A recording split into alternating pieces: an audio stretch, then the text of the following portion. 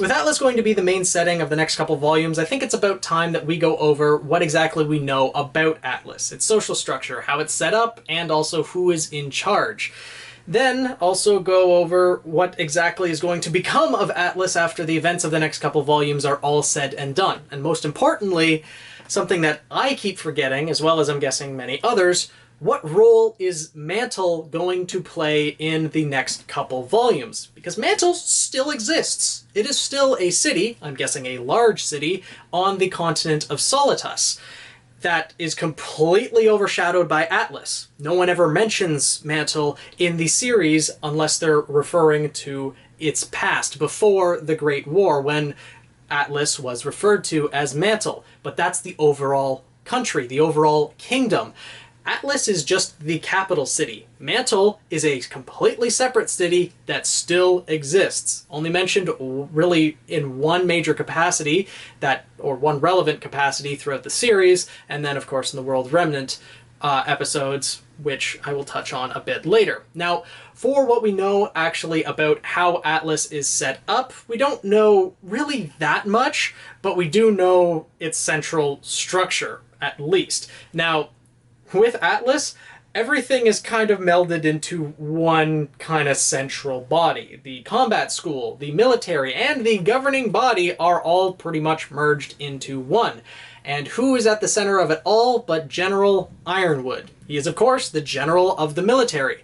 I'd be interested to see if there is anyone who actually outranks him in the military. So far it seems like he's the head honcho of the entire thing, but I'd be interested to see if there's more to that, because he's also the headmaster of Atlas Academy, with his duties and attention being split between both the combat school and the military itself. You'd think that there might be someone at least of equal power to Ironwood who would, be solely devoted to the military, but we'll see when it comes to Atlas if anything like that actually arises.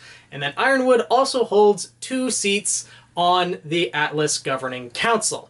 Now, we know nothing else about the Governing Council other than just Ironwood holds 2 seats. So we'll see how that actually influences the events of Atlas, but I'm guessing it's probably going to play a somewhat significant role, at least in a couple decisions that are made, because the Council will have to have some decent pull in Atlas, especially with it being so militarized. We only saw Governing Council really do one thing throughout the RWBY series in general, and that was back at the Kingdom of Vale when the Vital Festival was going on. Ironwood went behind Ozpin's back and pretty much got Ozpin stripped of his duties to defend the Vital Fighting Festival, and got himself, Ironwood, put in charge of it. So yeah, that kinda... Governing Council hasn't really helped that much throughout the series, but we'll see what ends up coming of that later on in the next couple volumes. Now, Ironwood, of course, is one of the head people in all of Atlas, but there is one other that carries just as much, maybe more, influence in Atlas as a whole, that being Jacques Schnee, head of the Schnee Dust Company, also incorporated with the school, the military, and the governing body, is the research labs that were all developed throughout the war. That, of course, involves researching dust and manufacturing all the technology that Atlas produces, which runs off of dust. So that, of course, falling in the lap of Jacques Schnee. As he is head of the Schnee Dust Company, he's involved in all of that. He and Ironwood have collaborated on many different projects. Both are responsible for producing the Atlesian Paladins, the Atlesian Knights. They've both had a hand in developing this technology and are very powerful and influential people, and are not necessarily seeing eye to eye at this point. When, back in Volume 4, when we were seeing more of, the Schnee family household and a little bit of the structure of Atlas in the form of the nobility going to Weiss's concert and having their drinks and talks after that, well, we did see a little bit of back and forth between Ironwood and Jacques Schnee. Ironwood sees Jacques as just a very self-centered and greedy person. He only cares about making profit, and he claims that, oh, I'm treating all my workers equally. They all get the same amount of wages. I don't know what they're complaining about. Whereas Weiss, when she flipped out at the overall ball because no one really appreciated or was that concerned even about what happened at Beacon Academy, she flipped out on that one kid who was hitting on her and everything. And Ironwood called that's the only sensible thing that I've heard all freaking night, disregarding everything that pretty much Jacques had said. So they're not seeing eye to eye anymore, even though Jacques had referred to Ironwood as an old-time friend. So they did at once see eye to eye, and not anymore now that Jacques has kind of turned a bit greedy. So that is going to be a major conflict throughout the next couple volumes, not to mention the giant war that Ironwood is also going to have to fight against Salem. He has his military at the ready, Salem has hers ready to come over as well, so Atlas is not going to be in the best of capabilities. Now, that's pretty much all we know of the social structure, other than, of course, the disparity between Atlas and Mantle. Also mentioned in the conversation that Jacques was having with some of the other upper echelon of Atlas during that party that Weiss ended up flipping out on someone because of Beacon, there was mentioned that, well, someone mentioned to Jacques that you must be aware of the disparity between the two. Atlas, of course, meaning that Atlas is being very prosperous and Mantle is pretty much falling on hard times, as also referenced in the World of Remnant episode, that when the capital was moved to Atlas, the world saw it as the golden age of technology, and yet people in Mantle would have referred to it as their coldest winter they ever experienced. Meaning that when everything got moved to Atlas, I'm guessing a lot of the companies that were supplying jobs for the people in Mantle got moved to Atlas. Everything that was being even slightly prosperous about Mantle got stripped away, and anyone who had the funds and power and influence to move to Atlas did, leaving all the other people just behind and in poverty. So, if, let's say, there was an outside factor, maybe let's spitballing here, someone from Salem's faction who riled them up a little bit and sent them all going towards Atlas, gave them some transportation, maybe some ships or something like that, well, then that would be a much bigger conflict. There would be Grimm attacking from the sky, and also other people who are members of the Atlas Kingdom trying to overthrow the kingdom itself. Because obviously the kingdom only cares about the central city, not so much about the outside factors. And I'm guessing Jacques Schnee is more at the center of that, because he's more dealing with the financial aspect of Atlas. Even if that's not the case, that Mantle ends up rising up against Atlas, they might be the ones to come to the aid of Atlas. Because a lot of the military, at least from what we have seen before, is composed of mechanized soldiers. And we saw how well that went in Beacon. So if, for example, Ironwood has fixed that in a way, which he must have, either making it a lot harder to break into the system and take control of his entire army, or potentially just scrapped that portion of the military entirely, then his forces might be lower and he might be struggling in war, and thus Mantle will come to Atlas's aid. If that's the case, then, well, Mantle's going to be put back on the map. Or potentially Atlas, which this is the one I kind of think is going to happen, Atlas is going to fall. Atlas will not be able to maintain itself any longer. We've seen how Atlas is actually structured in that it's a floating city over top of what I can assume, or what we can assume, is the dust mines underneath, and then there's also residential areas and other things around there. Well, I think Atlas is going to fall in a literal sense. Someone is going to blow up the gravity dust, which I'm guessing is what's keeping it floating, destroy that, and Atlas is going to literally come crashing down, destroying a majority of the city, and thus Mantle is going to have to be the last stand in the kingdom of Atlas. If Salem's goal is to actually destroy Atlas's people, then Mantle's going to be the location of the last stand. If her goal is just to destroy Atlas, maybe take the technology, of course take the relic as well, then Mantle will become the new kingdom of Atlas. The kingdom of Mantle will be restored because Atlas will have been destroyed. Because if that is an open dust mine that's underneath the floating city of Atlas, what do you think is going to happen when a meteor meteor-sized city comes crashing down on top of it. One little spark, and that thing's getting blown sky high. We thought the tragedy of Beacon was bad, with it being overrun by Grimm and them having to flee for their lives. Well, this, there's no fleeing from. If that city comes down, it's going to be a matter of minutes and then a split second when that explosion goes off, and the city's going to be wiped off the map.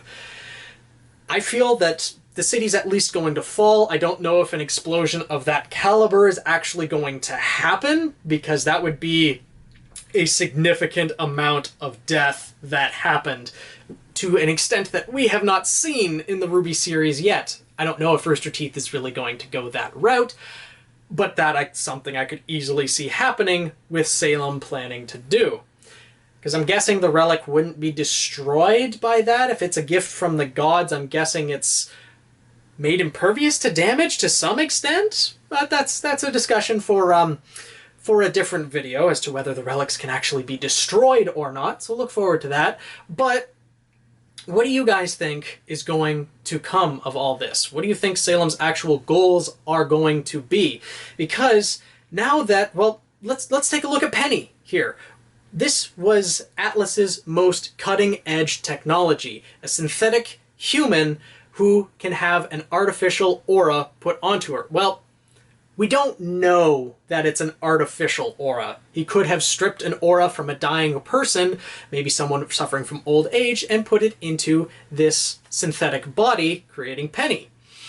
That could be the case as well. Another reason why Ozpin didn't look on it so highly, because, you know, they were manipulating people and just stripping away who that one person was to create something else. If they continued that type of research, creating synthetic people able of generating aura, then that will likely be what the military is going to be composed of if they were able to, you know, mass produce it.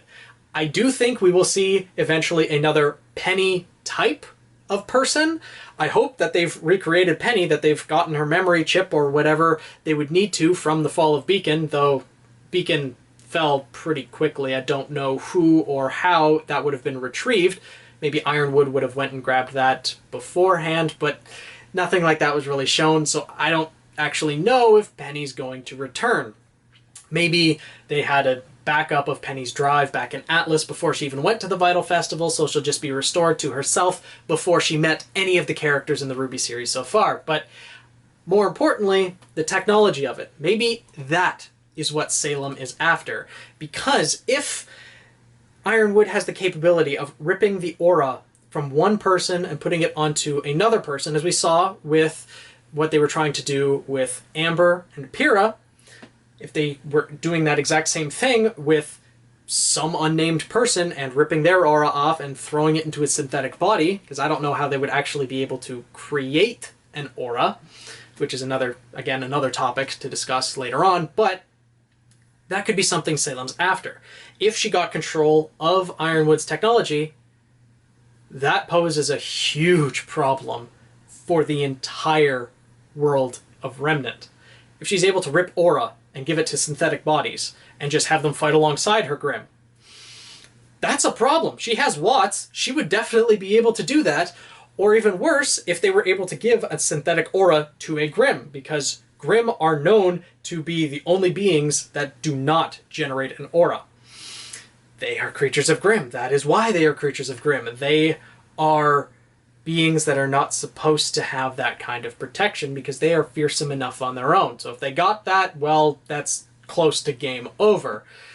So that could be Salem's overall goal, other than the relic, of course. So, again, let me know what you guys think. Do you think that Atlas is going to remain standing after all of this is said and done? Or, I guess, remain floating? Do you think that it's going to come crashing down? What do you think Salem's overall goal is? Do you think Watts is going to steal this technology and bring it to Salem's side so that they can start manufacturing people to the same scale, or soldiers to the same scale as Penny, who will be devoted and loyal to them? Do you think that Mantle is going to play a significant role in the events of Atlas that are going to happen over the next couple volumes? Do you think Mantle is going to be reinstated as the next capital of Solitas? I guess Atlas, it's going to be... however the naming scheme ends up working out. And what do you think is going to become of Ironwood and Jacques, the two most powerful people in Atlas, that when discussing the prosperity of Atlas in the world of Remnant, it was their shadows, their outlines that were shown as leading the city? Do you think one of them is going to come out on top of the other, which I think is pretty much guaranteed? One of them is going to try to overthrow the other, whether they win or not. We'll see what ends up happening. Probably Jacques is going to try to overthrow Ironwood, but what do you think is going to happen? Do you think both of them are going to live to the end of the Atlas arc of RWBY, or so on and so forth? I have a feeling Jacques is probably going to die, potentially Ironwood too, but we'll see. Let me know in the comments down below what you guys think. If you want to see more videos like this, more theories, make sure to subscribe, like the video if you enjoyed, and most importantly, share your thoughts down below. I love hearing what you guys have to say, and I love responding to them.